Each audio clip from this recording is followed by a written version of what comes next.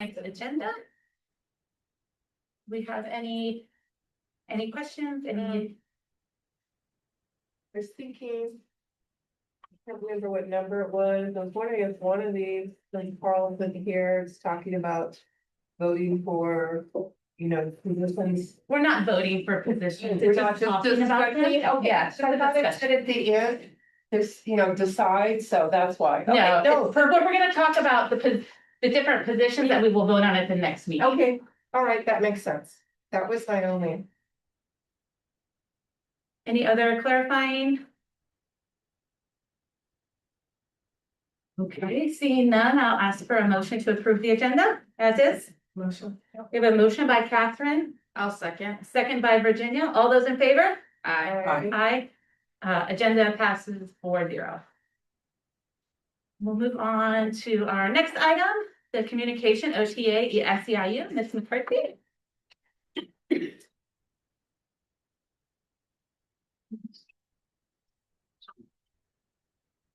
My glasses. Just wanted to capitalize on this moment to appreciate the virtues that are now in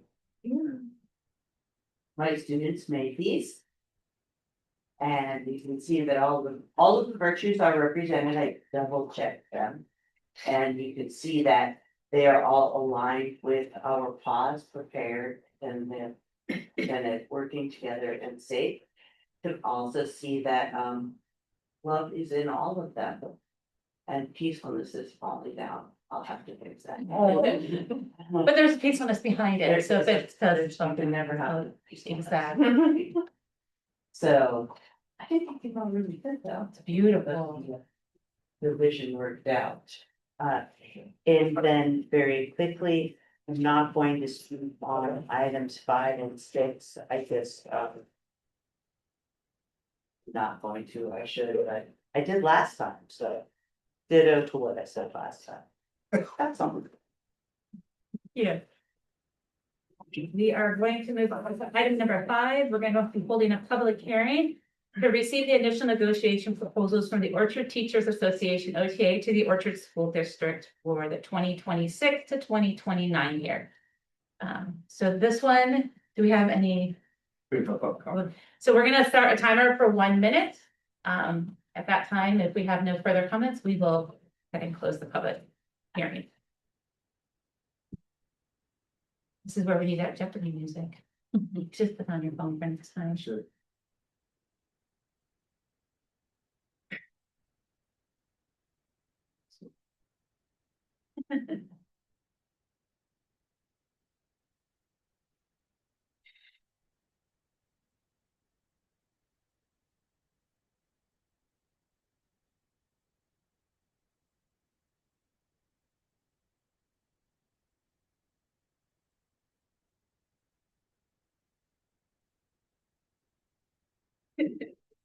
All right, we're gonna go ahead and close our public hearing at this time. Okay, and then we're gonna move on to number 6. We're gonna actually hold another public hearing, our initial negotiation proposal from the Orchard School District to the Orchards Teachers Association. And we are gonna open it for 1 minute. Do we have any public comments? All right, so we will just wait a little bit longer.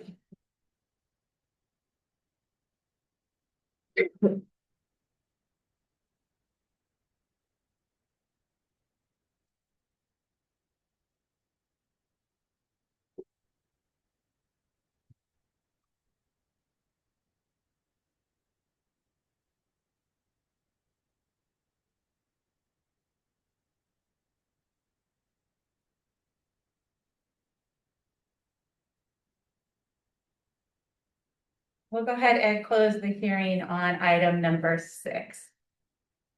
And we're going to move on to item number 7. We do have 2 closed session items tonight. We have one in the beginning and then we're going to have one at the end.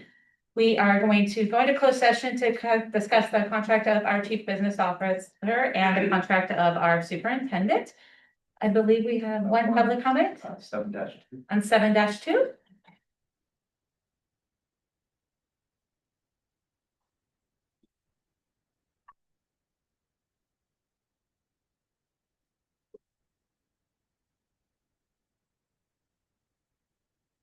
I don't really think that as a school board, you make a more important decision than who's going to drive the bus. Who's going to lead the school is, as a school board, the most important position, is the most important decision that is. The most important approval, the most important and most meaningful thing that you do is to decide who's going to be our leader. You know a lot of things that we don't know, and ultimately this is your decision. Did do a thing though, started a civil war in OTA, but that's okay, I don't follow. I polled all of the members to see whether or not, you know, whether I should even speak on this item, or if we should remain neutral, or where we should stand. You know, I know things that general members don't know. We all have different experiences, but I wanted to do my representative duty and speak for all the members that I serve, not just the members that I tend to hear from often. So I polled the members, and 60% of the members are in favor of us supporting a 3-year contract with Jeff, and I think that that's great. We have 25% of the members that are not. If you have some improving to do, because we should have that anyway. And then, you know, there were like 7 or 8 people who just don't care, and they said that, so. I thought that you should have that information. I think as a school board, you should seek some of that information, because although you know things that we don't know, we know things that you don't know. And so it would be my hope that the school board would, you know, seek some information on who's running the school from other than just, you know, your interactions with the one person, if that makes any sense. I mean, as a teacher, our administration receives information about us from our students and from our students' families and from, you know, people in the community or from other teachers or from our DRG staff. And I think that as a board, because this is such an important decision, it's important for you to seek information from as many places as you can. And that's why I'm sharing this information. So that you know that, Orchard Teachers Association would, more than half of us would be really happy to, you know, be moving forward with Jeff. I didn't take the survey myself. I think that's also important for you to know, because I didn't want to stand up here and reflect only on my experience with Jeff. I have a good working relationship with Jeff. And, we've always been able to do some good things together. So that's what I wanted to say, to represent, you know, all of the people that I serve. I wanted you to have that information because I think you need that information. I think you need that information, but just because you didn't seek it doesn't mean I'm not gonna share it, because that's how I am. I hope that you have a peaceful and productive meeting, and that you, you know, when it comes to Louise, just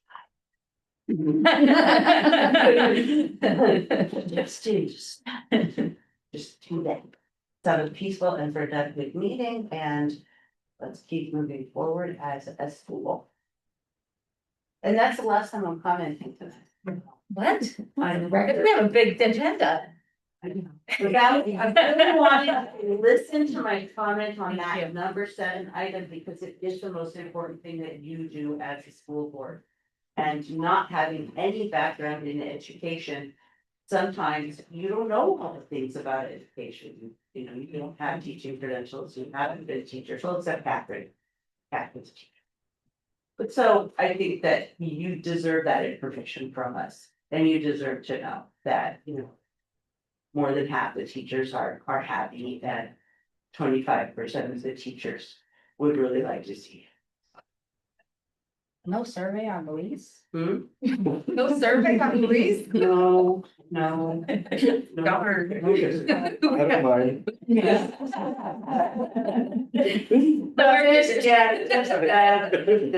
all. We're gonna go into closed session. I would say give us probably 30 to 45 minutes, hopefully back sooner, but it will be a little bit longer than we normally try to be, so. Right. You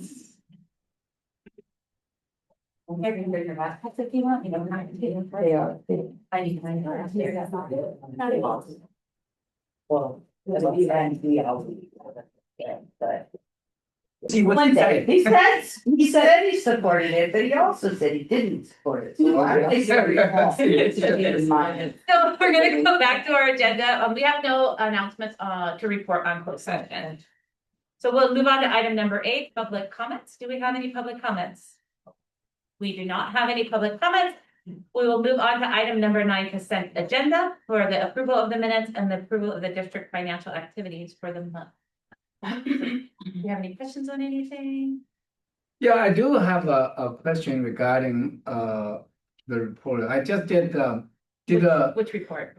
the financial statement. If you put that up and put the PDF. Do a search for electric.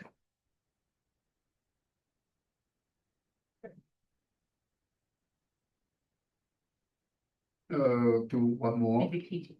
That's, yeah, PG&E, it's about another big bill that. Is that, He talked about it in one of his board briefings. oh, really? Yeah.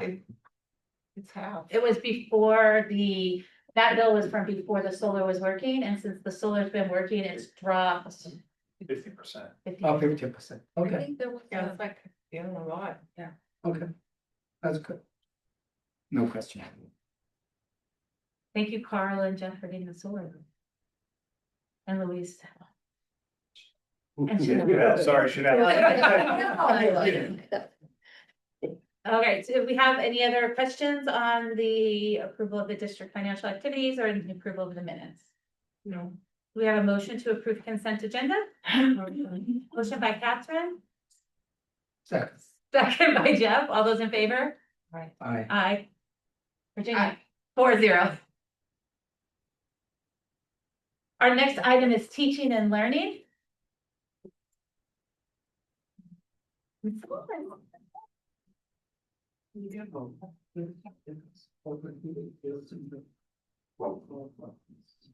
Okay, so there's a couple of items that we have today for teaching and learning.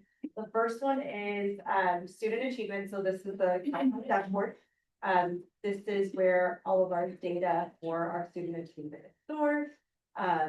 The first part that we're going to talk about is chronic absenteeism. And so we've been working on chronic absenteeism for about the past 3 years or so. We were in differentiated assistance for that, working with the county. We are out of differentiated assistance for chronic absenteeism, but we are still going to monitor it, making sure that our students are coming to school, because that's the first piece of student achievement, is making sure they're here, they're in our classroom. I think the Vanguard has definitely helped support some of those students, those families, just getting the information out to families that, you know, if your student is sick, these are the things that you should be thinking about. You know, obviously if there's a fever, don't send them to school, but we know that, I think we're just talking about it with Mike having this long cough. We know that some of those illnesses are going to take time to get over, but we need to get them back to school. So just getting that information out to families, that how important it is for students to be at school, has helped with that. The second piece is our English language learners. And so that is the piece that we are in differentiated assistance for, our long-term EL. And so we are working with the county, collaborating with other districts who are also in differentiated assistance for that. We have our DA team that consists of staff members here with Jeff and I. And so we do attend county meetings. We also have, I think, built a lot of strong relationships with other districts. So even if we're not in a district meeting, we can reach out to one another for support, just collaborating on ideas on how we can tackle this. And so it's not even just focus on the long-term ELs, because we have to focus on all ELs, that they don't become long-term ELs, which are primarily our 6th grader and then up. And so if we can try to have some people become that and get them reclassified, that is our goal. We currently have our ELD middle school teacher who works with newcomers, level 1s, level 2s. And then she's also supporting some of our elementary students as well. In the elementary classroom, some grade levels will actually level their students and they'll switch and they'll rotate through different classrooms, different teachers that are strategically servicing those students at their level. Some teachers will just do it embedded into their daily schedule. That was fun. So student missing school, the number we had is compared to, you know, county's number and the neighboring school's number. Where we stand. So we were able to, and I don't know the percentage off the top of my head, if you remember, Doug, Our original, yeah, our original was 30%. 30%, and we were able to get down to 1. 19.5% On there. chronically absent. So we can, Yeah, so we improved a lot. And I know that number still seems large, This, but that's why we're gonna continue, even if we're not in differentiated assistance for that, we're gonna continue to hopefully, see that number. go down. And I think it's fair to say, as we talk about, ILT, we talk about with all the grade levels. If you're not in school, it's really hard to see the progress we want to see academically if you're not attending school. So to be at, 30% level of being chronically absent as a student body to 19.5, that's great progress for us. We still need to see that drop down. I mean, we'd like to see get under 10% or something of the number of students that are considered chronically absent. And my wondering is, okay, when we get to that level, what will our academic scores look like? What does our EL progress look like when our students are able to fully and consistently be in our classrooms with our great teachers? And that's what's missing. And I think something to note on that part too, is that when we were looking at the data, we were looking at specific trends and grade levels. It was our primary grades. It was pretty much K through first, K through 2, where we were seeing the lowest amount of, or the biggest chronic absences of them. And so really getting those parents to understand, I know, it's kindergarten, you might be missing a day or 2 or 10 may not be that big of a deal. But this is where they learn those foundational skills. And if they're missing out on large amounts of school in those early grades, we get those larger learning gaps. There's a point that you asked, Jeff. There is a noticeable data line where the number of students that are chronically absent does seem to follow socioeconomic dynamics. When you look at this county as a whole, unfortunately, in areas that are more affluent, they're seeing less chronic absenteeism in the areas where you have, our students that are refugees, our students that are living in motels, they are seeing higher attendance concerns and higher attendance risks. what, as far as outreach goes, especially to those younger grades, I mean, I had a long conversation with my brother-in-law who thought it was okay to pull my nephew out of kindergarten for a month in December, and I said, you can't be doing that. So it was one of those things that, I think there's an education piece missing to the parents of how important it is for those kids to be in. You might think, oh, they're gonna be out of school for 2 weeks at the end of the month, so what's 2 more weeks that they're gonna miss a school? That 2 weeks, now you're looking at 4 weeks that they're not in that setting. And so are you guys working on any type of outreach to those, especially younger grade families from day one? Like, hey, we've got to make sure our kids are here. With the holidays coming up, just a reminder, attendance is important, like those type of outreach things. We definitely know that communication is big, and just getting an attendance letter from the school is the communication that we're talking about. And so I think our teachers do a great job, especially in elementary, using Class Dojo. That is a great tool, and I would say a lot of our parents, we probably have as many parents registered as ever on Class Dojo accounts. I think from our side, what we're looking at is if we can leverage like talking points and being able to send stuff out and something different. I know we want to talk about what communication channels do we have here. Talking points has a feature of attendance that we're actually taking a look at. We haven't brought it to our EA team, right? Trying to find a softer way to say the same thing, and obviously having it in various languages. I think something that they they do at the high school, that as a parent, when I get this message, I'm like, you better not be skipping class. The teachers report the absenteeisms at the beginning of class, and so the office knows like, oh, Renee's not in math class right now. So either maybe I have an appointment with the counselor, or maybe I'm talking to principal. The staff knows where it is, but as a parent, I get that message, and so now I know I need to have a conversation when I pick up my son. Like, hey, I got a notification. It doesn't tell you what class on the message, it just says, your student has missed one or more classes today, and so it's a conversation piece, like, hey, where were you? And then sometimes it's just an error on the teacher's end and it gets cleared up, but, you know. It's a great reminder for me, because I don't remember, and I'll get that call and I'll be like, oh, shoot, I forgot to report the absence. Mhm. And it's as simple as that. The kid is still in bed sick, but I'm working, I'm doing what I normally do. And so it's a good reminder just to actually report this far. Like just saying what it needs, what needs. Yeah. But I also wanted to ask, it says, it increased 1.2%. What is that comparing to? Last year. Well, last year I'm showing that we were at 18.5. Right, And that shows a decrease of 4.2, so it says that we increased, so then that's We're at accurate. we're at 19.5 this year. Yeah, last year we were at 18.5. So was it an increase? So there is problems with the dashboard sometimes. Okay.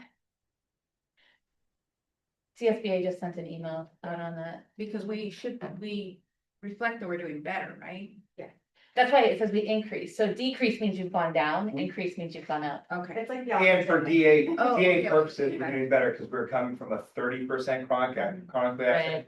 down to 19.5. Okay. So when you look at the 2 years, we've had a significant decrease in the number of students that are chronically absent.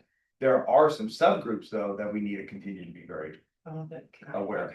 And so, Oh, so that's what the subgroups so are. this right here are some of the subgroups that, are focused. It's not evenly distributed. If you look at Oh, attendance rates across all of our subgroups. And now some subgroups, where you sit, on the far right there's a no performance code. Means there are not enough identified students within that subgroup to report out.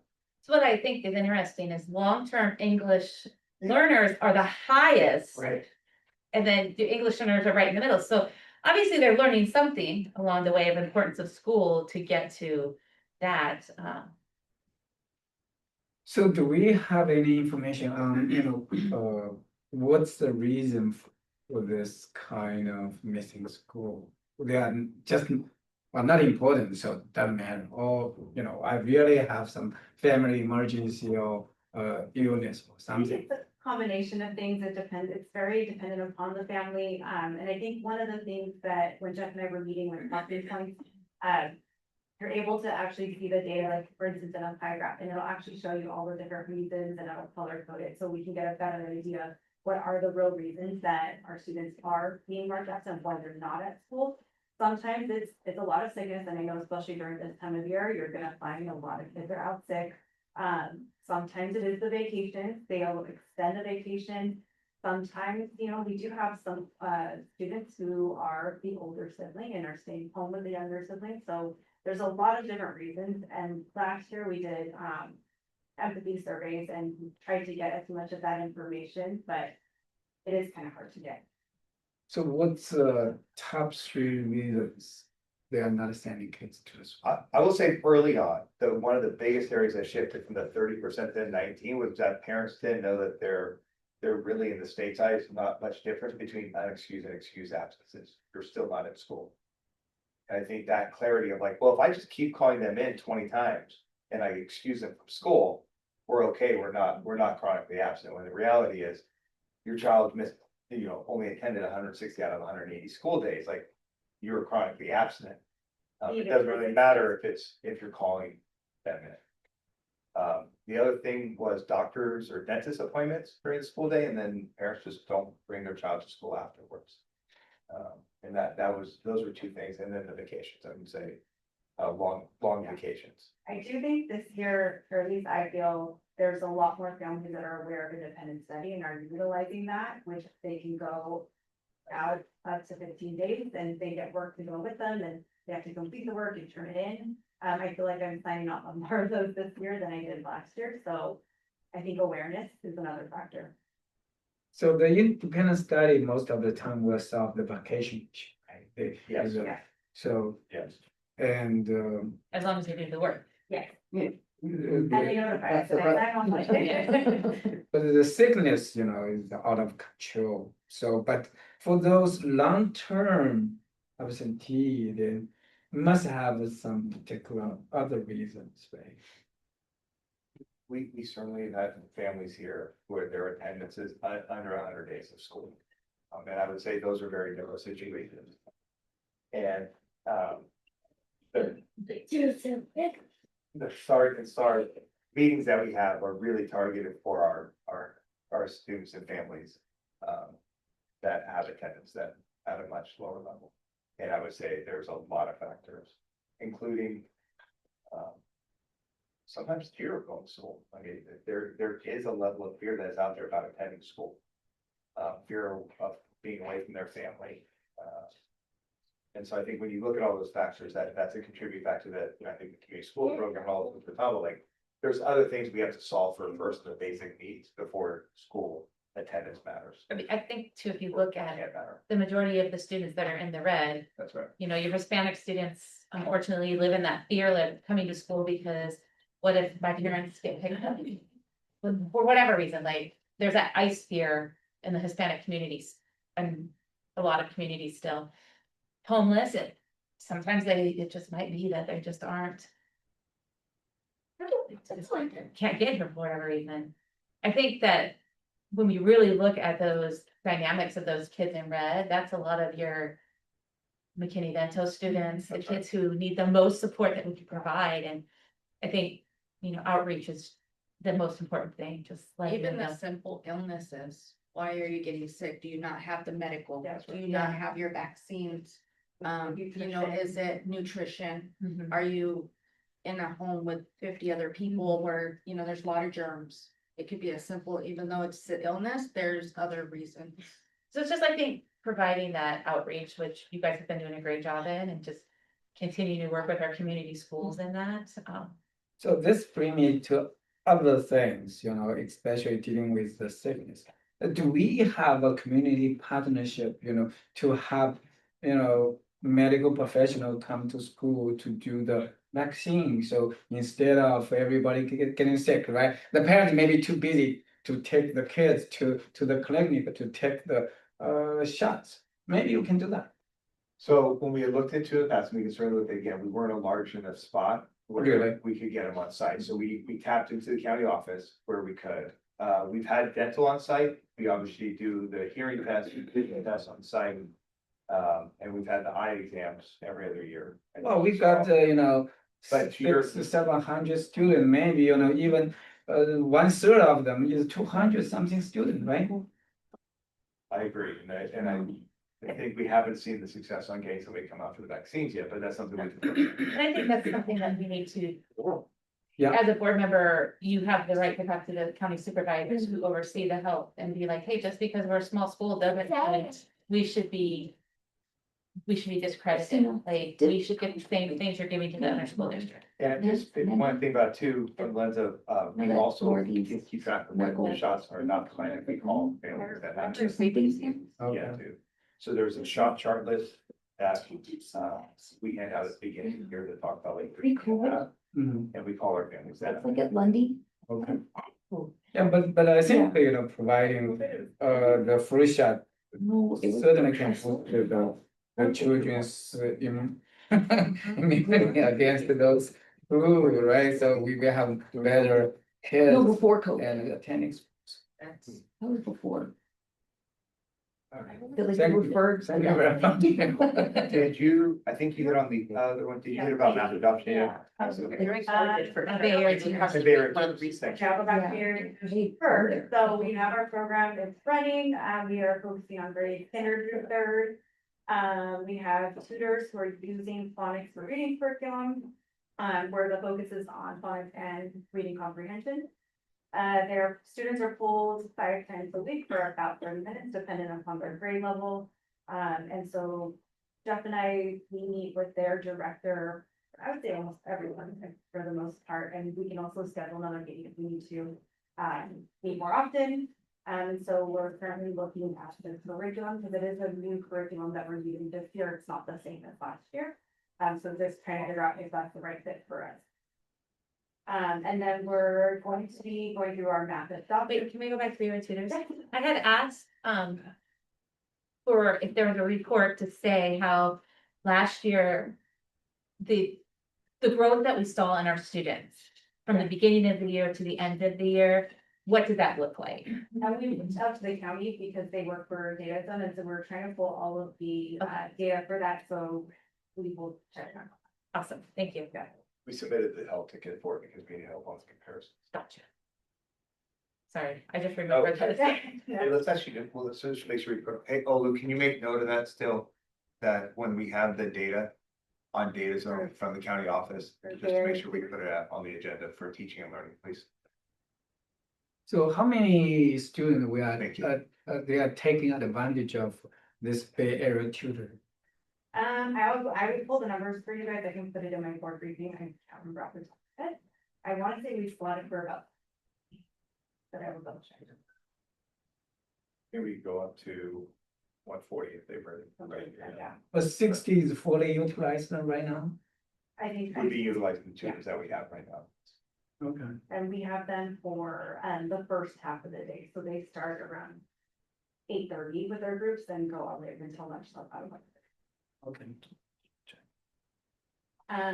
So our math adoption, we're looking at 3 different curriculums, we're looking at Savas and Vision.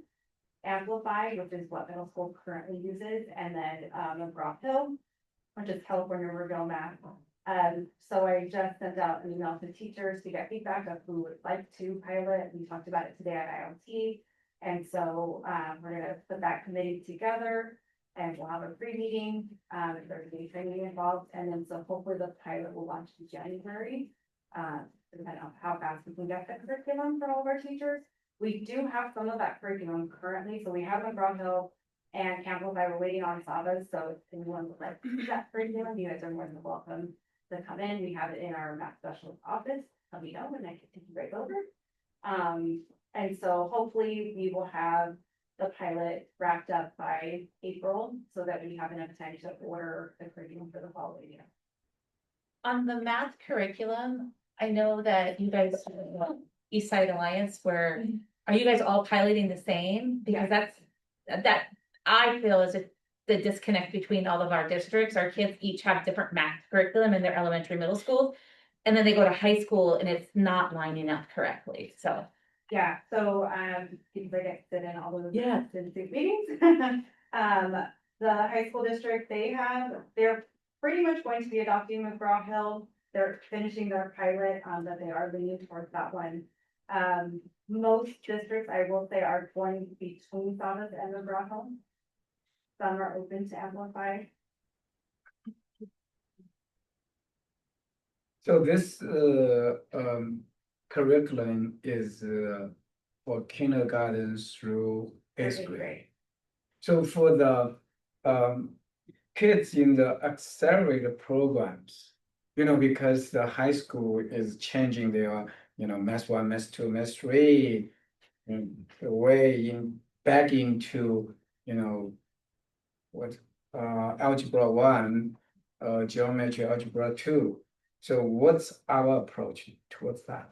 We'll take all of that into consideration with the curriculum that we're piloting. I think the other piece of it is we get a lean into the assistant SUP meetings that you have, and obviously the SUP meetings I've been leaning into what high school is going to decide, and then we're gonna have to make sure our pathways align with it. We have national meetings that are set up for it. I know there was talk last year, even with Barry asking us about what the communication is gonna look like, what is the need going to be.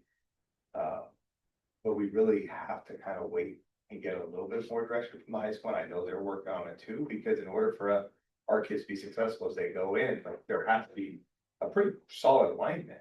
And if we don't have that, then it's not getting our students off on the right foot when they go into high school. I think from a curricular standpoint, we know the curriculum that they'll have to cover can be covered with a variety of material. For our accelerated program, we might have to have additional resources for them. I don't, there's probably not going to be, just going through different math pathways over the last 20 years. your accelerated classes typically use additional curriculum beyond whatever the adoption is under a supplemental category. So your baseline for your Common Core standards are sixth, seventh, and eighth grade, we're gonna complete those Common Core standards earlier, obviously, then we're looking at whatever the high school math coursework is. I would say at that point, we could probably look at some of the materials with the high schools. And it's my understanding that it's changing how they're not gonna be able to get as much high school math in middle school as they were able to with the new curriculums for the state requirements. And what I can do, I actually have SB tomorrow, so I can talk together districts just to see what they're doing specifically about their accelerated math program. And I know too, you have, or all with high school kids right now, they're talking a lot about like, when are you gonna jump track? You know, that's gonna be a big conversation coming up, and normally you used to always jump tracks in your sophomore year over the summer, or as you get into your sophomore year. I don't know what they're gonna decide now on that. And that hasn't come up at really any of our meetings that we've had.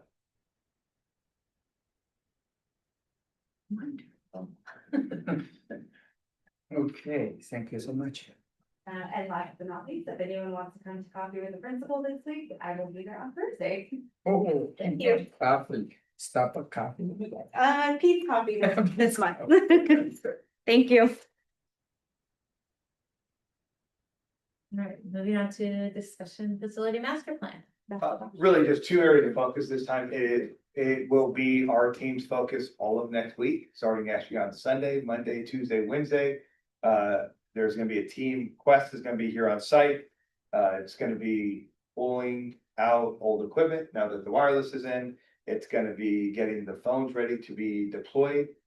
We've been spending, Louise and Chanel have been spending a ton of time on just getting the licenses right and the groupings right. We also have the format cap being set up. We're talking to our staff a little bit about that tomorrow with the functionality that it has, but there's gonna be a ton of testing. So if you're here on campus, you're going to be hearing speakers. You're gonna be hearing a lot of noise coming through the campus, just to make sure it's all grouped right. The other piece of it with the phones is we are gonna really have kind of a dual phone system for a minute. If basically our current phone lines have to be rolled over to the new phones. And so are they gonna be on site tomorrow? Yes. So there's gonna do a trial tomorrow on just one phone line, and spot that's not used, to see how it's loading. And then we'll have a good idea of what the rest of the week's gonna look like. Chanel, you wanna add anything to that, or Louise? Yes, if you are going to be on here on Monday, please do not, because we are shutting the water off. Oh, yeah. So you can send an email about that? Yes, yes. Do we need to like clear our desks for the phones to be? Okay. No, Unplug the phones. no, Not yet. not Please yet. do not unplug your phone. Definitely don't plug So it if you in. have a sticker on your phone with all the important extensions off of it, should you take that sticker off the phone? Are they gonna replace the phone? Is our phone Are gonna they be gonna change my gone? numbers? No, so your old phones will still be there. Okay, Your new phones will most likely be there, but it may not be Next to it. right next to it, but it might not be connected yet. it'll just look Got it. pretty. Yes. Okay.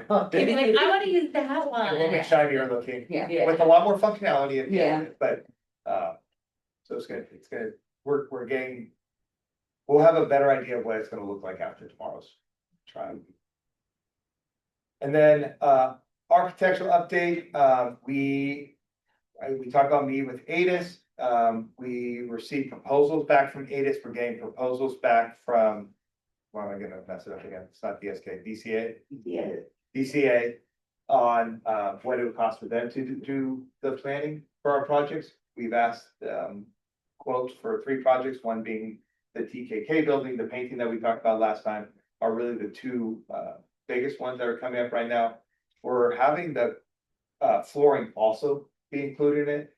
The flooring should be a lot simpler than some of what's coming back, because really what we need for the architects is we know what flooring we want here. We've had updated flooring across rooms. It's really just making sure that we get the feedback documents together so that the board can move forward when ready to approve that. So that's a really simpler one in some ways.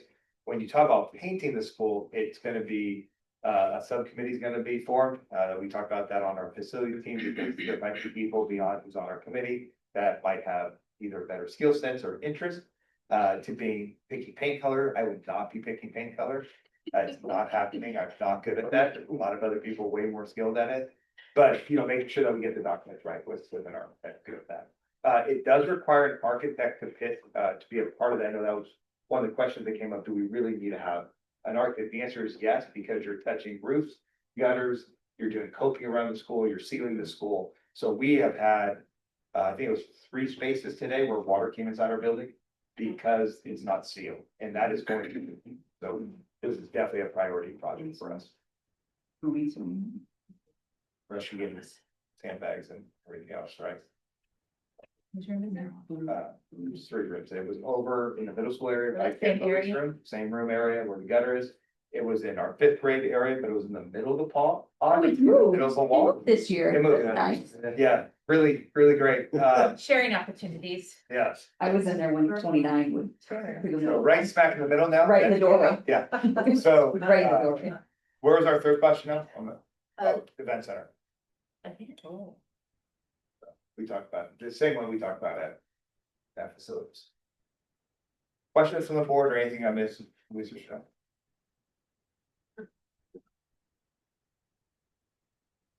The next item is number 12, approval of the Service Employees International Union SEIU contract. Well, I think I'll speak on this thing. Okay. Just want to thank SEIU and their team for their work on this, and we were able to close it out pretty quickly after we did with OTA. It's the same offer that the board approved for OTA.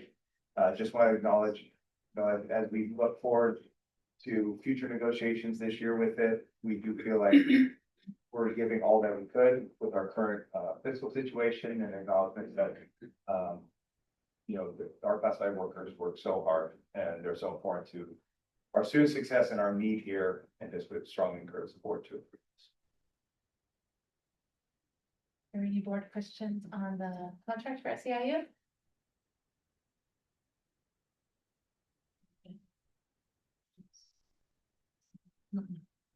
All right, if we have no questions, is there a motion to approve the contract? Motion to approve. Motion by Jeff. I'll second it. Second by Catherine. Oh, I didn't hear. Okay, second by Catherine. All those in favor? I, Aye. Catherine, you voted, right? Yeah. 4-0. And then the next item is going to be the approval of the Yonder vouchers. So there's a lot of people in this room that probably can help chime in on this one, just because middle school was a part of these conversations. Certainly Christine and Jasmine are a big part of this conversation. I'll just tell you, as we look at cell phone policies now, one of the things that school boards do have to do is they have to look at their practices around technology, in particular around cell phones right now. And so one of the things that we are bringing forward here is using Yonder pouches. I know the board probably has gotten a chance to see these before, but all of our middle school students would get one of these. They would put their AirPods, Beat headphones, whatever they have in it. They would put their cell phones in it. As we're talking, majority of our kids would put our watches in. There are going to be a couple exceptions to watches for some of our special education factors and things of that nature. But it would go in the morning. When it gets closed up, the students won't be able to access their phone. And then we're right between Virginia and Jeff. There's going to be a magnet that is placed in all classrooms. I know there's a question of, is it going to be everywhere? Yes, it's going to be in all middle school classrooms, where they will unlock it at the end of the day if you push the middle button. There you go. They would be able to access their phone at the end of the day on their way out from our classroom. We'll tell you, overall, when we bring this forward, we are bringing this forward because there is support of our teachers, our whole staff in general. We did survey out to our families. There was some concern, I would like to say that there wasn't a lot of feedback from our families, but there were some families that were concerned about the safety here at school if their child did not have their phone. If there's an emergency, again, the magnet is going to be in classrooms. It's going to be located throughout our school site. The other question that came up is, what if I need to contact my child during the day? We strongly don't want our parents contacting their children during the middle of classes. And so, but they may always call the school office and the district office. They can email us, obviously, they can message the teachers, they do message their teachers, but we don't think that they need to be talking to mom or dad in the middle of our class periods right now. And so But if the child does have an emergency and they can reach their parent, they can certainly work with their teachers on that, because again, that magnet that's there is gonna be located in all of our classrooms. I don't know, Christina, anything to add? So do we have a survey that, how many our middle school kids has cell phone or, watches or whatever? All. I would say We do not- That's 90. if We not- don't have a survey, but it is just Almost all. Almost all all. across the board, they're gonna have one. We know the kids, there's maybe 10 to 20 kids that don't have. Yeah. And they're not, I don't have one. Yeah. Or, or I got mine taken away because I was bad. I didn't do my homework. I got caught. So I guess I'm old fashioned, so my middle school kids do not get phones. Doesn't know Apple watches, right? And we knew that too. Yeah. If they survey her, she'd be like. So, yeah, for this thing, I read a report saying, the kids, depending on what kind of kids you have, they may, bypass whatever the protection you have and still able to use your phone, even when you have this thing, I'm not sure how this technology is superior or whatever, they can make something to make it open up. This is from a You can. report. But, They can. there's a lot of really smart kids and innovative, and if you really want something, and you really wanna find out how to get away with something, you're gonna find it. But what we're really doing is starting a practice that is going to cover 90+% of students. We know there's a fraction that might bring 2, 3, 4 phones to school. So we may not have the actual right phone. So we're seeing Jasmine, I'm, certainly You need to go. not going to be out of work when it comes to our tech policies, but hopefully this helps reduce some of the level of usage that you will see in any classroom, no matter how much a teacher pays attention, you cannot watch 26 kids and what they're doing with their phone in a class period. It's just not realistic. So are these are gonna be where the teacher has to approve them opening the phone, right? It Yes. can't be like it's on the side of right next to the door, so when you come into class, oh, I'm gonna unlock my phone for this class. Jasmine told us we're gonna put them in a drawer Okay. during the day. That's what she said. In the morning, you take them out so they can lock them up. We definitely don't want them on the way in and out of classrooms. I mean, Yeah. that probably wouldn't be the best option. And then put it away, and then Yeah. at the end of the day, you take They it come out. back and Yeah. use them. She also said like, so say, Jeff, like yours is supposed to be in your yonder pouch, right? In the second period, and all of a sudden you have it out. There's gonna be a consequence, Yeah. because your phone's supposed to be locked up. Why isn't it? Oh, you get to go leave your yonder pouch in Miss Sylvester's office now, because you can't be trusted to not mess with your pouch, or whatever the consequence is. Those kids are just gonna get in trouble faster. So. I guess that's the other question. Are we going to revise our policy around that? We will have to. So, most importantly, Aaron and I were, and Jen was there today, we were talking about end of ILT. What has to change first is our handbook. Our student handbook has to be adjusted. Because our board policies, we have a lot of things we can do under our board policies in terms of practice. But it really needs to be in our comprehensive safety plan, and it needs to be in our student handbook. Right. And then eventually we can get it back through. The reason I ask is I have heard that there's districts out there that have actually been sued because they've taken phones away from a student, like, Jeff, give me your phone, you're not having it, you can have it back at the end of the day. And because that's someone's personal property, there's been districts that have been sued and lost because of that. So I just want to make sure that, or whatever our policy is, that it's going to be. So there has to be, the one caveat I would say is in most of those cases, those phones weren't always consistently taken because somebody misused it. And the admin took it, put it in a locked closet, they didn't have it with them. In this case, the student is going to have this with them. We haven't actually taken it, we just asked them to put it away. It's just in an area where they can't always get it at the same time. But I'm sure it will be bought in some places. Do we want to just roll it out, or do we do a pilot program in a certain classroom to see, no? You have to do everyone or no one. It's when You couldn't just do classes, like like you get to Miss do McCarthy's it. class. It wouldn't You be couldn't. fair. Yeah, it wouldn't be fair. I agree. Yeah. Or just eighth grade, or just like you couldn't. I understand the disruption, the distraction. The misuse. But I still have fear and anxiety over my child not having that, only because I have had. Instances where my child is the only one in an emergency who has their phone and who's getting us that insight and tell what's going on. Mhm. And I'm able to communicate with others, but I understand not.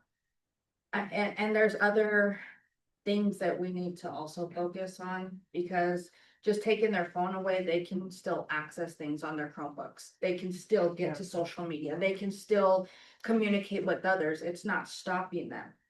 Definitely not stopping them. But I don't know what other solution other than. I guess putting it in a pouch, but again, I just fear in the emergency. Where everybody's hiding under a desk, I would prefer my child to tell me, Mom, I'm okay, I'm hiding. A lot of the police officers, they get, like the student called in and they're safe in room 22 or whatever the case is. We won't have that. Of course, the teachers are gonna be focused on making sure the students are safe, the doors are locked, all that. They're not like, here, pass magnet around, open your yonder pouch.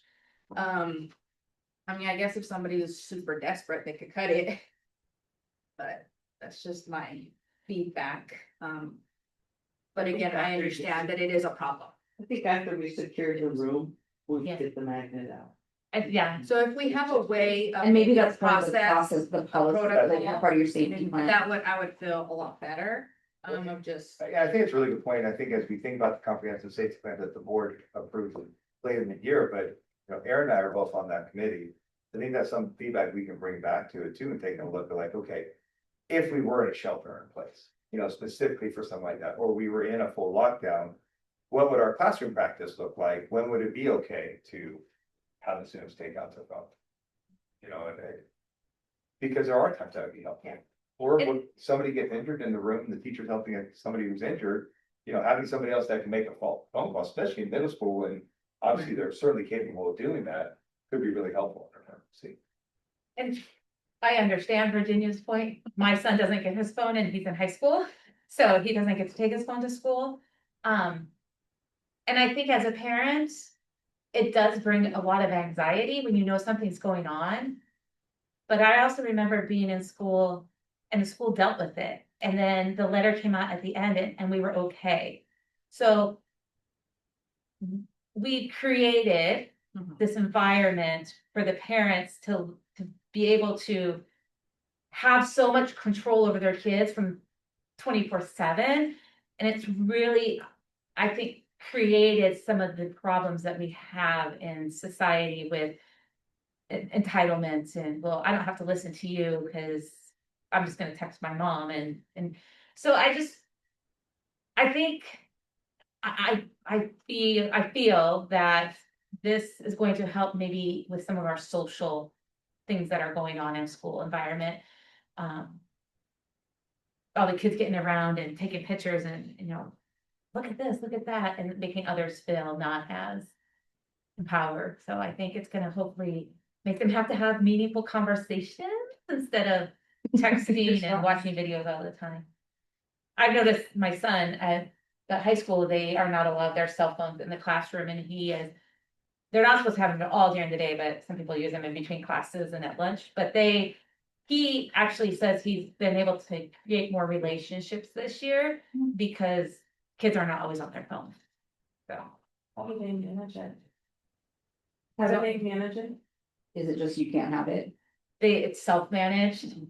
They don't have yonder pouches. I don't know that there's concept. I don't think they have a policy in place yet. I think they're trying to test out to see what works. I think, they do have, they to no phone during school. Yeah, but they don't They lock just, them up. yeah, they Yeah, just they- tell them, because there are a lot Yeah. of teachers who ask them to take out their phones. Yeah, They if your use teacher it. asks. you. So, Yeah. my student can use it from time to time, and I'll be like, what are you doing? He's like, well, I'm just on my phone. I'm like, why are you on your phone?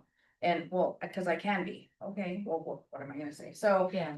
but I know for him as well, if there is an emergency, he does call me to make sure, or text me, Mom, this is happening, is everything okay? And I will clearly tell him, trust the admin, follow what they're saying, because I do trust everything's gonna be okay. But like Renee says, with the anxiety, not only of the parent, but also of the student, because that's the reality of today is it's a simple text message call. And so it's hard to like, well, we grew up differently. Yeah, but that's not the way times are today. But I also feel that it also will, and this is part of the safety process. There needs to be better, and knock on wood, we haven't had that problem here. Better lines of communication from the admin to the parent. At the high school, there's zero, you're only hearing it from other people until it's all done. So I don't know, like, I feel here, I've seen when there have been instances, messages come out, and so I think as long as there's clear messages being sent to the parents during those times, clearly say, do not come to the campus, because if parents all of a sudden start showing up, it makes the problem worse, but I think there needs to be a clear definition of a time limit, like 5 minutes after an event has started to happen, a message, somebody is assigned to sending a message out through whatever system. So making sure that there's some sort of communication to the families, but also updated communication. So don't be like, oh, at the end of the day, no, sorry, we forgot to get back to you all and tell you what happened. So I think that's the important thing that I just would encourage is clear communication to families. So the teachers is, let's say 80% of them approve this. We have a survey. I think it was every. Jasmine came into our grade level meeting in middle school and we voted, and it was unanimous. Some of the things that we insisted on though was like each having a magnet in our classroom for just those emergency situations. Some of the schools that have rolled out the yonder pouches, they just have the magnets like at the entrance and egress of the school. So they don't even have them in it, they don't have access to them, so we wanted to make sure that we had those in all the classrooms because of an emergency situation. And I mean, there's pros and cons to having them. But the state legislator is pretty, clear that we have to do something to limit their access to phones during the school day. It's just saying it needs to be in your backpack is not the number of times I see one about to fall out of a pocket. Your Your phone needs to be in your backpack. digging around in their backpack. I gotta go to the bathroom. Yeah. Yes. Well, especially the boys, yeah. Well, I'm glad to know that it was unanimous. That's, Yeah. any questions? How much are they? That was another thing. I didn't see. It's $6,762.85 for the pouches, for- these things, $30 each. collection hamper, getting the extra large one so it can serve all needs. That was a big part of it, is that their AirPods, whatever it is, everything can go into one bag so that they don't have to have multiple bags. I know that was something that came up from companies. Is each student gonna be assigned their own? How is sanitation gonna work? They're all gonna have their own bag with a number, just like this. This example, there's gonna be a number for the student that was, Virginia's number 202, Renee's number 16. And then what if they spill on it, get food on it? How does that work? Yeah, I mean, obviously, they're supposed to be wipeable. Obviously, we know that they can get damaged more than that, certainly with this, we would have to, they're gonna be able to have a little bit of a replacement from it. If someone should have it damaged. But they're definitely gonna get a little dirty. That's just about it. So I see too that, I mean, just so the board knows, it looks like we're getting a grant for this part of the payment, so that's why it was probably gonna be over, It's gonna be 13,000, with everything, 13,000 and change, was the original one. and we got a $6,050 grant, so it's almost half the price. Good job, whoever found that grant. That was Jasmine. Yeah. Not your full photo, thank you again. Yeah. Do you have any other questions on this? Do we have a motion to approve the purchase of the Yonder pouches? I'll make a motion to approve the purchase of the Yonder pouches. Second? Catherine? All those in favor? Aye. Aye. Opposed? None? Motion carries 4-0. The next one is Keygen contract.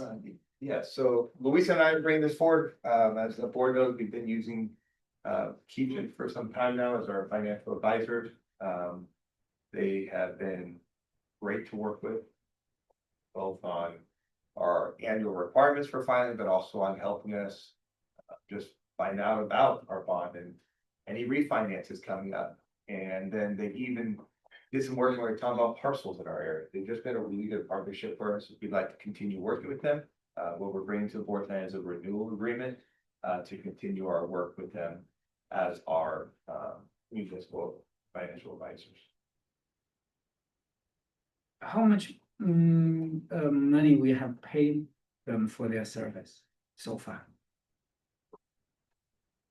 I don't have that for you right now because based on what happened when we went out and sold the bond. Louise and I can bring that back to her. We can send it in a board Three briefing. bonds with them. The last bond we sold was with the old company, wasn't it? We would have done a refinance for, and we, yeah. We can get that. We don't have that for you tonight, but we can get that for you. Just keep it in your board briefing. Yeah, it's about, so too. Olu, can you put in there to bring back total expenditures paid to Keygen?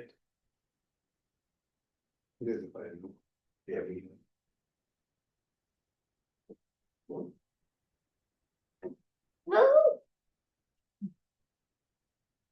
Great. I think, you know, they've presented themselves well to us. They have done the work, with our new bond. They did some work for us for that.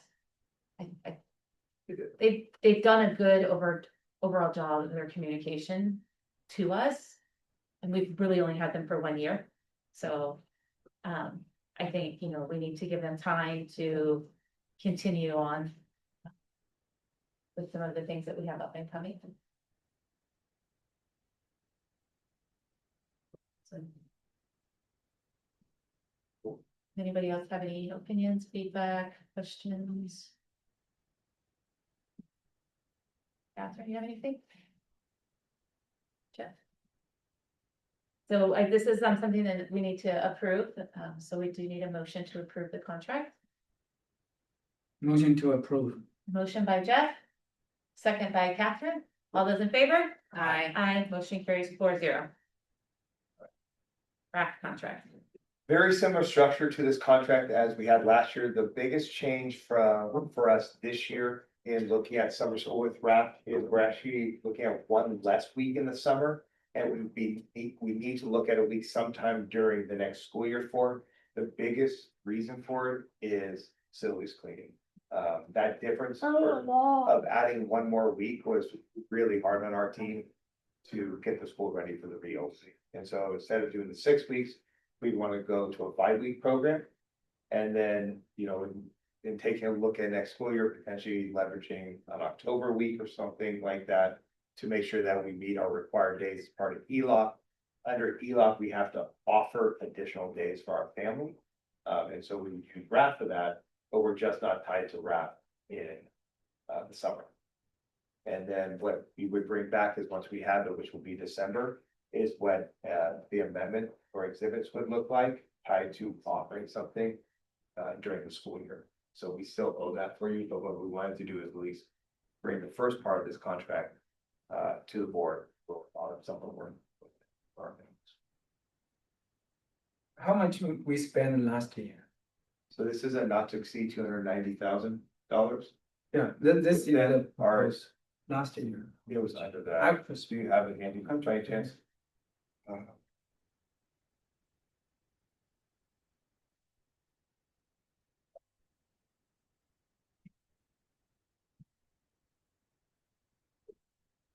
I know they broke them down into separate invoices for us. Are there other questions when we look at what our total cost last year was for their services? Was last year the first time we did sick leave? Last year's the first time we went to that extra week. We did that tied to the HELOC need. It was just too much for our staff to handle. And it impacted our teachers with when they could enter the room. So some of our newer teachers that we hired couldn't get into a room until we finished the deep cleaning piece of it. So it just adds a little bit of delay that I think we'd like to avoid if possible. I see that we have them provide the documents in Spanish and English. Is there talk that they can do them in Vietnamese? We asked them. They weren't in that position yet to do it.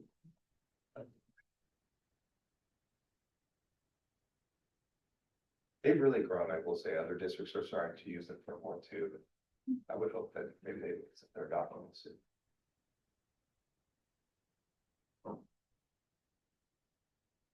How does it work if students from other schools, like, I know that we have 140 students that we can have. If we only have 120 students, then they can open it to the other schools. That's right. The money that they make, it comes off of what we owe them, That's right? correct. So that's why it's under a not to exceed with it, that if, I think they even have some companies in the area, Lumentum or whatever, has some of their employees, kids that are going here on the weeks that we do a little bit shorter. They do an offset of that total cost on when we get invoice. The 240, 240,000, Jeff. Your question. 240, so. Thank you. 240, now it's 290.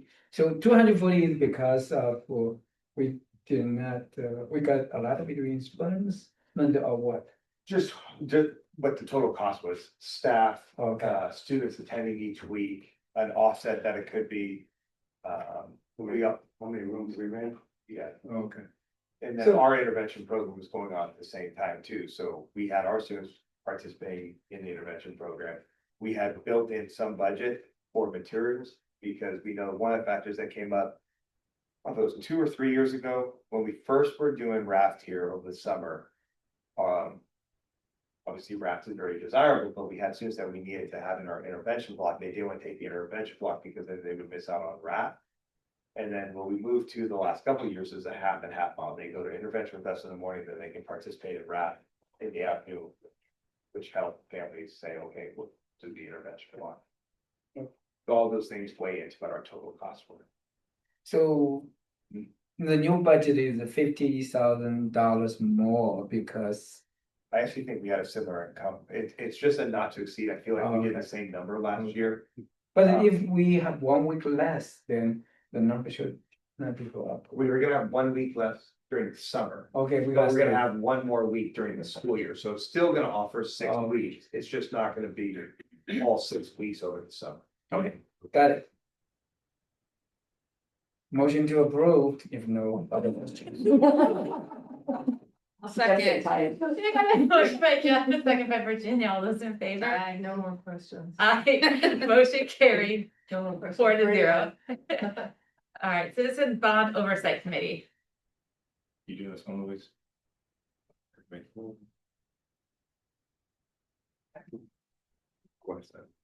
So He's like, no. Totally right. So, with any bond, when we go out, we talk about the importance and the requirement to have a citizens bond oversight committee, because our taxpayers, we're so fortunate to have them approve a bond. There's oversight from the community to make sure that whatever your community passes for a measure, the community holds you accountable that you're doing projects that are called out in those bonds. And so you put a bond oversight committee together, which Louise has done. One of the things that you can do is when you have two different bonds, we have a new bond that passed, is the board can pass this resolution that allows that committee that is put together to oversee any bonds that you have. So you don't, right now, we would have to have two separate bond oversight committees. We have a harder time filling one bond oversight committee. We would love to have them combined. And so when the board takes action through this resolution to approve that, we can do it with one oversight committee. That makes sense. I will say this is a pretty standard practice. We just haven't been in a position having multiple bonds here before, so it's a good problem to have. So we got enough members for the committee? We're missing a taxpayer association still, so if anyone We knows. have two, yeah, we have two at-large positions, so a little bit of a gray area that would qualify for forum. But we have four members. But we need somebody who lives in this community who is, It's Yeah, hard to make that's that- that belongs to like an organization of the taxpayers, but okay. like a CPA normally belongs to an Qualified. association. I will say, Luis has consistently messaged out about the fill spots. We will continue to do so. I think that's all we have to do, right? Is It just is. prove that we're trying to fill them. And we technically can have a meeting. It just doesn't necessarily meet forum for the meeting because we don't have those positions. Auditor wants it for. Auditors definitely want to see forum. Okay. I don't think you don't want to be. Yeah, we need a. Now are you Oh, laughing, but. you mean- Try. Yeah, I'm like. Oh, so the answer to your question is pretty safe. Any professional organization.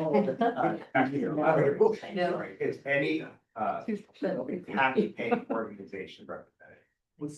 So Any Jarvis organization. Jarvis is the most common one that people are part of. So if they're a member of Jarvis Tax Association, then they could serve on our. Okay. So if you know anyone that might even be remotely interested in attending a meeting with Louise, he'd be happy to be that person. He's a real cool guy. No more than. We need to start posting your picture with her since Louise, try a different marketing approach, but. Put them in the pen saver. Penny savers.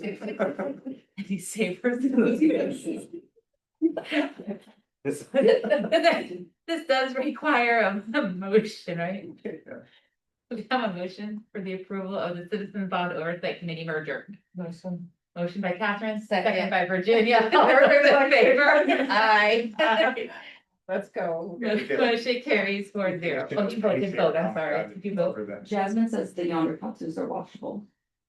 Also, Makes sense, that's easy. now we're Gotta be gonna happy, by the way. move on to next. She's watching. Number 17, board positions and committees. So, next month we'll vote on, at our reorg meeting, on the new president and clerk, and then the board, the committees that we currently have. And talking to quite a few other districts, and Virginia was with me when we were talking to some of these districts. Most districts who are 5-member boards like us have a president, a vice president, and a clerk. So the president and the vice president, they, instead of just the president being involved in like the meeting settings, it's the president, vice president, and superintendent who set the meeting and make sure everything's on there that should be. The clerk would still continue to sign the documents that they sign. It would just be if the president's gone, then the vice president would fill in for the president. If the vice president and the president are gone, then the clerk would run the meetings. And then if all three were gone, we wouldn't have a meeting. But it's just adding another layer to our current structure that seems to be in line with all of the districts, including a lot of the smaller districts. I've talked to a lot of my colleagues throughout the state in small districts, and they have the 3 positions as well. So I wanted to ask the board if they would be open to us bringing 3 positions forward like that for next year. So we can have it on the meeting for next week. I think it's great for transparency.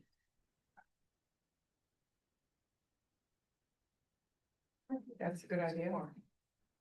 I think. Yeah. It Two also are better than one. Yeah, it also helps like Virginia with transparency. In a lot of districts, the president and vice president, they, if Yeah, they support, sometimes it's to have that back support.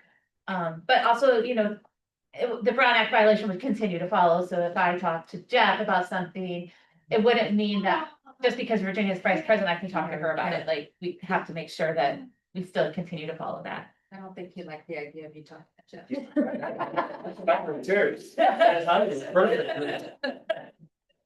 And then, we currently have an AI committee, a board policy committee, and a facilities committee. There is the East Side Alliance, which has been kind of dormant for the last couple of years.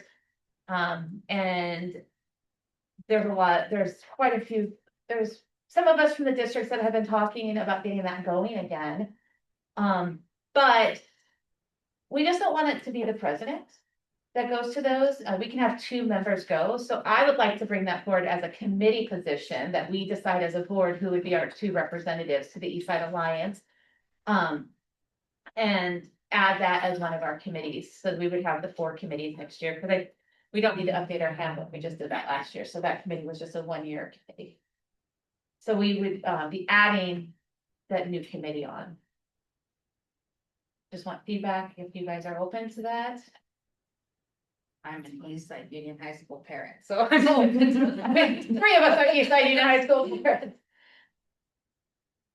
If everyone's okay with that, I will have, make sure that next week when next month, when we have our reorg meeting, that we bring those positions forward. Is there any objections to that? To approve. He's going into it, you take We action. probably should. And that would. Yeah, this bring after back discussion, these yeah. to the So- next one. Yeah, this is an action discussion item, so we do need to approve the addition of those positions. I That we motion can, to approve bring the them next week. addition of a vice president and East Side Union High School committee. okay, so you said you motioned to Catherine second that. I saw your lips moving. All those in favor? Aye. Motion carries 4-0, so we'll add those. So, for next board meeting, when we go through the board reorg. That you will call those out and then. We said, I don't know. And so the next item is our board calendar. Normally we bring this in December, but I asked to bring it forward this month just to save time next month. It's pretty much the same as we've been following, with the exception that we are eliminating the July meeting. A lot of districts take July off. A lot of people are traveling in July. We really don't have a lot of business in July. That is important, that can't wait till our August meeting. So it just is eliminating 1 meeting for the year. And if need be, if something urgent comes up, we can always call a special meeting. Good. And we did keep the board study session, so the only thing is we need to change the date. 2025 to 20. That would need to be Oh, approved for whoops. all those. Very good capturing. So when it gets approved, we need approved with the corrections. Yeah. So how those dates are chosen? Is So the same, following the same structure that we've done in the Yeah. past. in the It's third, always been the second. when people are saying third of, today's our Tuesday. Tuesday. Second third, Tuesday. Or second. So we actually, I will say, Luis, Olu and I sit down and go through it. We match up with the school calendar too, so we don't have any holiday breaks, so that we can have everyone here.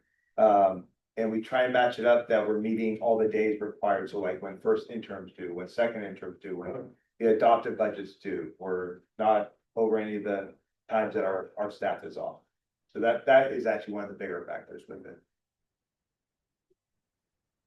And then June 9th and June 16th, we picked those because the board not only approves the adopted budget, but you also have to approve the LCAP during that time. And we need time between June 9th to make any corrections, should there be any. And hold the hearing. In whole hearing, thank you. So the November is not second Tuesday. No, because the second Tuesday is, Holiday? that is Veterans Day. Oh, okay. Okay, no more questions. We have a motion to approve the calendar for next year with the correction that we change it from 2025 to 2026 on the date. I motion to approve the calendar presented with the correction of the year to 2025. Well, look at you learning. Motion by Virginia.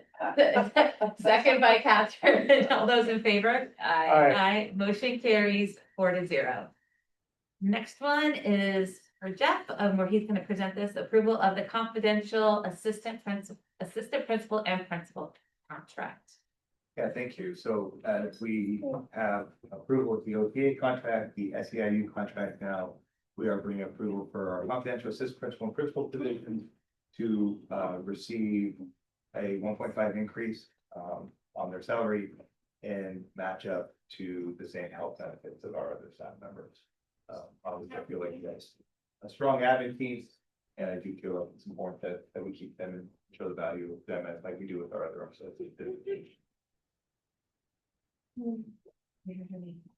Questions, discussion? I just want to say that I feel we have a really strong principal and assistant principal and staff right now. It's been great to see the partnership. It's been great to see the collaborative stuff that's been going on. You know, it's just nice to see that. So I know Jasmine's not here, but She's watching. Oh, so hi, Jasmine. I just want to say I appreciate the hard work you guys have done and the cohesiveness you guys have created as a team. So Thank you. I'm looking forward to great things from you guys. So. I second that. You can totally see the support that you guys give one another. Girls give one another. And yeah, I have been able to witness many wonderful things from you ladies. Thank you. We appreciate it. I'll speak person. Any other comments or questions? Well, no, it's just always nice you guys work together so well. It doesn't always happen. Yeah. It's really fortunate. Yeah. And you make each other better. That's a good thing. I agree. And not only, together, but also, I have been through the previous principles, right? And the previous principles, anyway, so, it's glad that we see that we have a great team right now, and we are making a lot of progress. Yeah, well, no further questions, motion to approve. Who seconded? I second. Second by Virginia. All those in favor? Aye. Aye. Motion carries 4-0. We're gonna move on to the approval of our chief of business officer's contract. Do we have any discussion on this item? Thank you, Louise. That's pretty much why. Yeah, thank you for always presenting in human terms. I feel that I personally understand the budget a lot better, because you present it in terms that we can understand. I also appreciate when there's questions, you respond to us and you get back to us quickly. And so, we are okay with what happens. So I just appreciate all you do for our school. I think we are lucky to have had you here as long as we've had you here. You've taught me so many things in my position, and so I couldn't be the board member I am without you. And so that's just, I want to say that. I second that. Luis makes everything better. He always has. Continue with those colorful charts. He's always so even and kind to everyone. It's just, and he's so approachable. And he does explain things really well. He's a good teacher. Yes. Maybe you're in the ball field. Yeah. Yeah. She's a god. Math. Louise, I was saying, the people said everything else, what I was saying, he is trying to bring us back from the red into the balanced budget. This is something I'm really looking forward to, and he is working very hard to bring us back. This is something great to achieve. Anyway, still the same, no further questions, motion to approve. No further questions. I'll second. Yeah. All those in favor? Aye. Aye. Motion carries 4-0. We're gonna move on to item, but make sure you make that one. He does have to make a correction in the pronouns in his contract. Approval of superintendent contract. So we will now talk about the superintendent contract. Do we have any discussion? I think Jeff does a great job and Motion to approve. I forgot no further questions. Okay, motion by Catherine, a second by Jeff. Any further discussion? Thank you. Yeah, I second what Virginia said, just thank you. Yeah. Thank you for always answering questions, even on the weekends. Yeah, so. You know, I know your job is not easy. I've never been in the shoes of a superintendent, but as in management, you're not always gonna make every single person happy all the time. But to know that we're 60% of our teachers, 65% of our teachers wanted, to see you around longer. That's very valuable. And I also appreciate that you didn't use us as a stepping stone. I feel in the past, a lot of superintendents have come in, they get the superintendent name under their belt and they move on to other things. And you have stayed with us now, going to be starting the 6th year. And that says a lot. It says a lot of stability for our community. They know that we're not just that revolving door. We're not known as the revolving door district anymore. So that's been nice to see. So I want to thank you, and I want to thank you for your support as a board member, just the transparency that you have with us. Any other? No, I agree. It used to, not too long ago. There was so many change of superintendents so often, so frequently. It's so important. It makes a huge difference, I think, like you said, for our community and families. And everyone here. As a newest board member, we have always offered support. From even before I was sworn in, you attended all the courses with me, and that meant a lot. Just to make sure I understood what I was being taught and all that stuff about ours, because we are a unique district. So I do appreciate that, and thank you for always being there to support.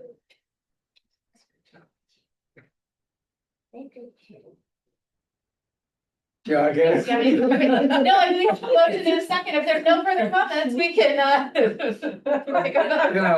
Among those five board members, I'm the one who knows Jeff the longest, But he got my vote when I heard the story that she drove someone, that was a teacher, right?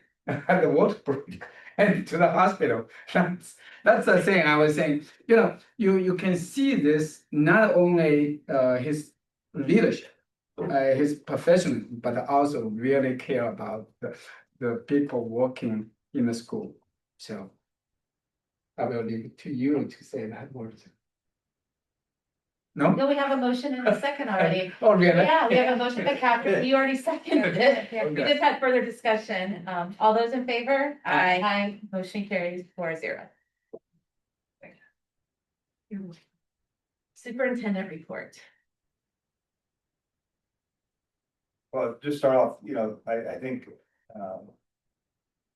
thank you for the opportunity to be here. It isn't a place where I wanted to be, and being in small, large districts along the way, it just shared with Louise and Christine since you joined it.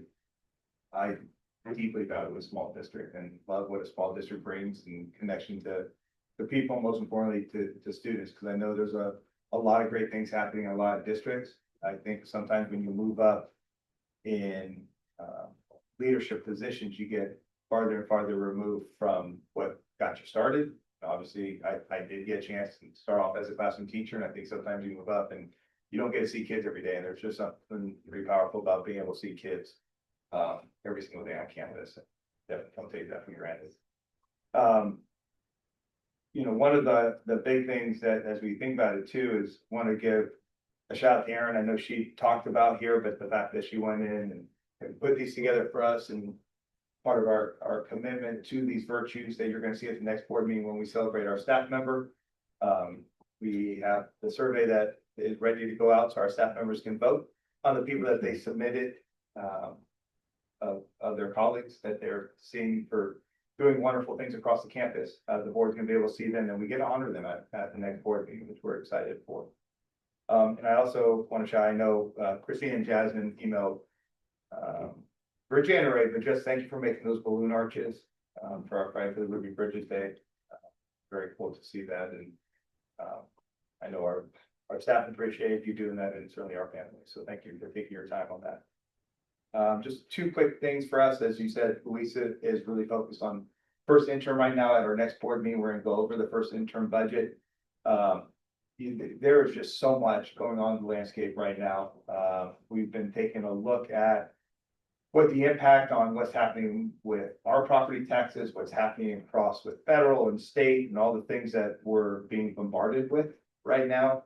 Not to mention new legislation that's kicking in and just trying to understand what the impact is going to be on us. And our audit is completed. That helps Louise with some of the planning, but really about Louise and the team working on that budget doc. The one thing that I know we have talked about here, and I know has been floated by board members and staff members here too, is regarding a parcel tax. And so just wanted feedback from the board if that is something we want to take a deeper dive and look into. And I don't know if that's something that we can either call out through your reports or if there's something there on that. Because if it is of interest, it's something we really should be considering sooner rather than later. So just would ask for some feedback on that if that's possible tonight. Other than that, I think I'll hold on everything else for our next meeting. Scrot. Thank you. Perfect. So we will move on to future meeting and agenda items. I would like to ask that you do explore the parcel tax based on square footage instead of parcel. And the reason I want that is I feel that we can capitalize on the commercial buildings and get more money from our commercial owners than leveraging it to our residential owners, because we are a unique type of district where we have a lot of commercial properties that we can maybe get more money out of them versus our homeowners having to put that bill. So, For partial tax, how much would it be? it would, What is like a normal So, tax? and we can dig into this a little I was bit. just more. wondering. I would say, and we gotta be careful because it's not it's not an agenda item yet. What I could tell you. Oh, I'm over- sorry. It's It's okay. But under a typical agenda item, we would talk about that. I would say on square footage, you see anywhere from 3 cents to 7 cents a square foot in most of California. Beyond that, we can bring back and have a. Yeah, I know, I was just wondering what the average. 3 to 5 cents is pretty typical on square footage. Parcels, I would have to get information on that for you. I'm sorry, for a straight dollar parcel. I was thinking. So that would be my request to bring that back. Oh, were you able to get that? Um, So the agenda item would be a discussion regarding a future parcel tax. amendment. Based on square footage. Sorry, thank you, based on square footage. Thank you.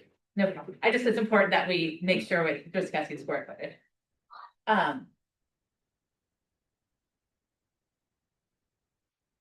One of the things that we had talked about, but it hasn't been brought back is the, just talking about our sped. We have sped and McKinney Vent to us, the two items that need to come back at some point. We have McKinney Vent, I believe, in December. And then we have our sped audit that we're conducting. Jeff, do you have anything? Teaching and learning was McKinney Vent though next time. Catherine, do you have anything you can think of? As always, you can email myself or Jeff, and we'd be happy to add it if we can bring it to the next meeting. If not, we can figure out a meeting to put that in. And now we'll go to board reports. We'll start with you, Catherine. Thank you, everyone. For all your hard work and Jeff, everyone here, principal, Louise, teachers. And happy Thanksgiving.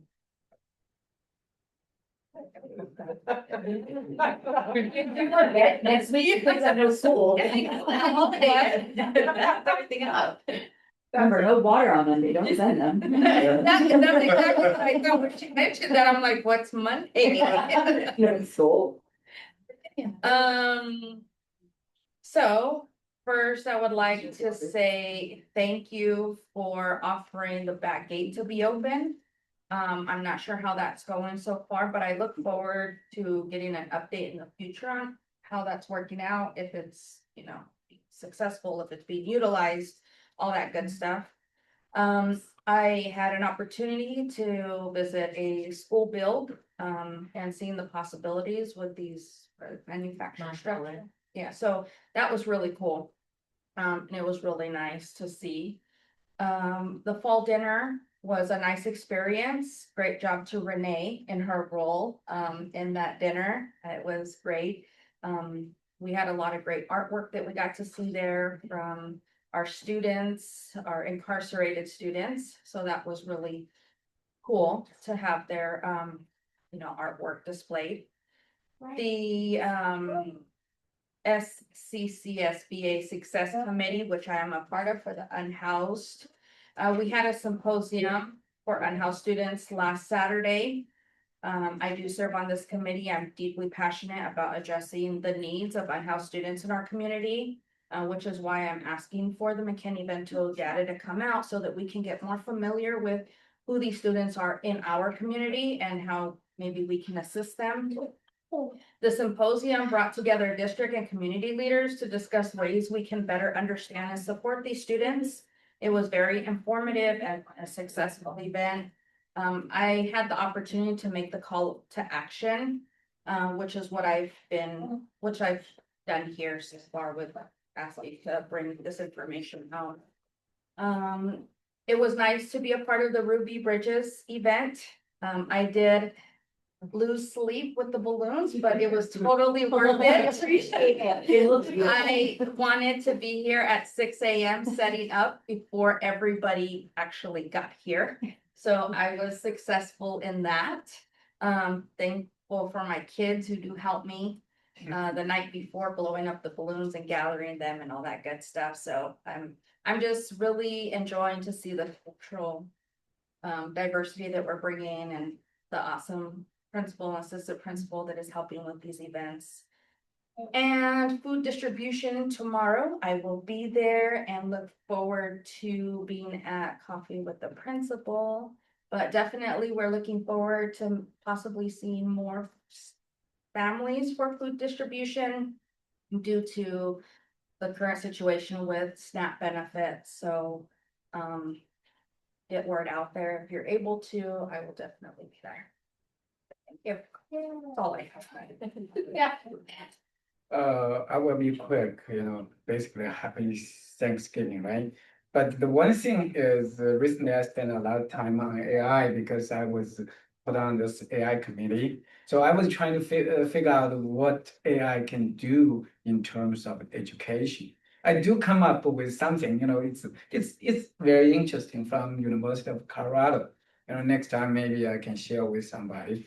And is the way really AI can help teachers to teach, especially those middle school kids. Certainly they have something for elementary kids too. It's really make learning a very interesting thing. It's just it looks like they are playing games and to see how this thing works, right? But underneath is they are understanding the science principles or they are understanding the mathematics. So anyway, AI is progressing very fast. So hopefully next year, we can see something really, really good for the kids, for the education.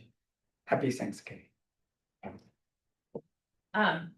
So I first want to congratulate Virginia. I was not able to attend her events because I had a prior commitment, but I've heard it was an amazing success. And thank you for being on that committee and representing our students and our unique needs at our district and making sure our voice is heard. Thank you to the board members, you guys for all coming to the fall dinner. I was happy that we were one of the few districts that had our full board and superintendent. Jeff, thank you for taking the time to attend with us. That's 2 years in a row that we've shown them that we might be small, but we're mighty. So thank you. Erin and your team, your kiddos. This is amazing. I mean, I know you showed us a little bit about what it was, but to see the final product, that's beyond what I could have ever envisioned. And so please pass on to your students the amazing work that they I did. need to bring them over so they was gonna can say, see that them. you Yeah. You did see it, they did see them all in the frame. Good to see 'em They're all. all really happy about. I mean, it just, it's just nice. You can look over there and you see the brightness and it just brings that positivity that is needed. So, and then I look forward with Virginia. I plan on being here tomorrow to help distribute food. It's going to be a good time. Fingers crossed, my son will probably be attending with me. He needs to get some community service hours in. So why not do them here? And I'm looking forward to, in a couple of weeks, us as a board, having the time to learn and find empowering ways to bring back to our school when we attend the conference. I believe we have the full board attending the conference this year, along with Jeff and Luis. Looking forward to that. And I just want to say thank you to our community because you guys continue to support me and the well wishes with my continuing battle, but we're getting there. So I just want to thank you guys for your continued support. And with that, we will adjourn the we'll adjourn this portion of the meeting at 8:06. The board will be going into closed session where we will be discussing one student confidential matter. Have a happy Thanksgiving, everyone. Yes. You mentioned it. No, it's not, in the meeting. Oh, okay. That's her. We won't be back in tonight. I know. No.